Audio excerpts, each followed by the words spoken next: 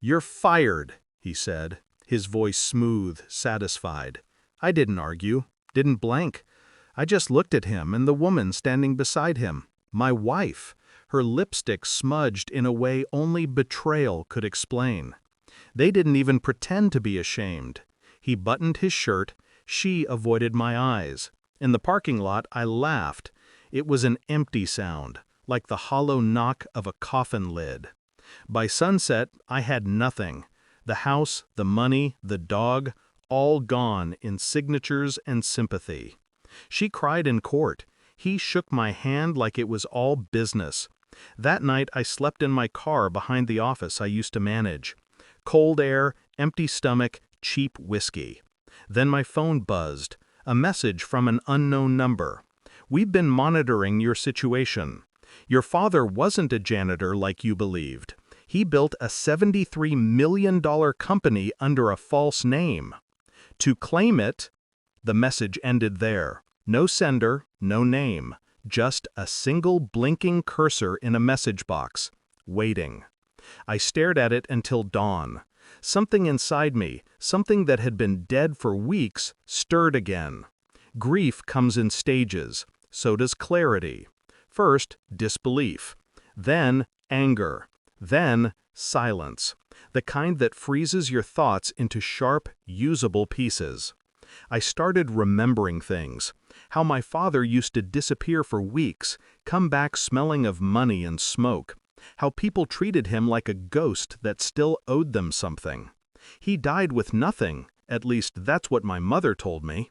But this message, it fit too perfectly, too cruelly. I looked at the name that had signed my father's death papers, same as my boss's accountant, the man who'd just taken everything from me. Coincidence? No, nothing's coincidence when you've lost everything.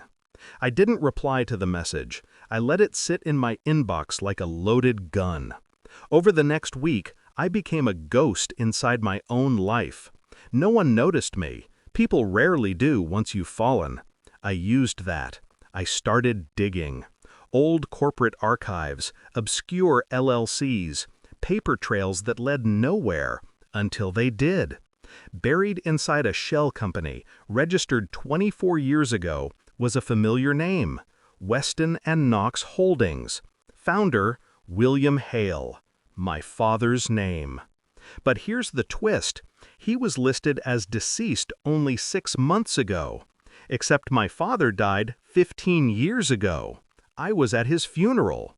That's when I realized someone was still using his name. Someone who didn't want me to know. My boss. I accessed employee files using credentials I shouldn't have kept. There it was. Payments from Weston and Knox funneled directly into his private account. Millions. Quietly laundered through shell companies, hidden behind names of employees long gone. And one name that stood out, Elena Hale. My wife. The truth came like a quiet explosion. No sound, just devastation. She'd been part of it. The affair. The job. The setup. She wasn't my wife by accident. She was placed.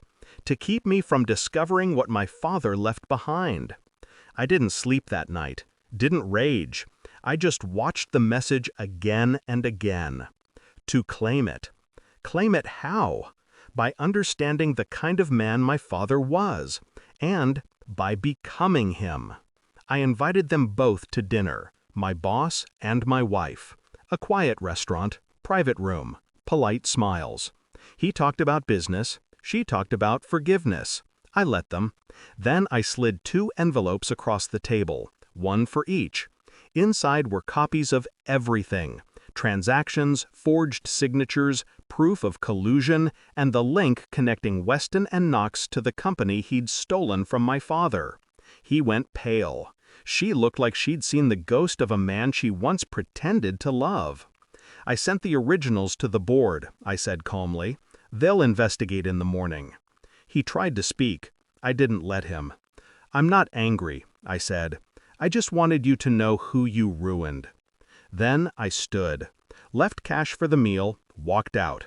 No shouting, no satisfaction, Just silence, the kind that cuts deeper than any word ever could. A week later, the news broke. He was removed, investigated, exposed. She disappeared. I didn't care where.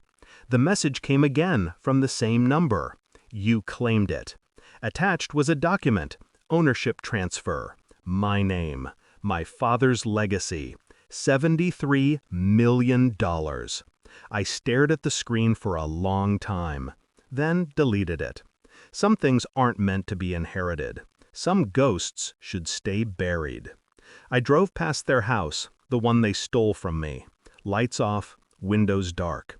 For the first time in months, I felt nothing. No revenge, no grief. Just a strange, cold peace. Because in the end, they'd both taught me exactly what power was.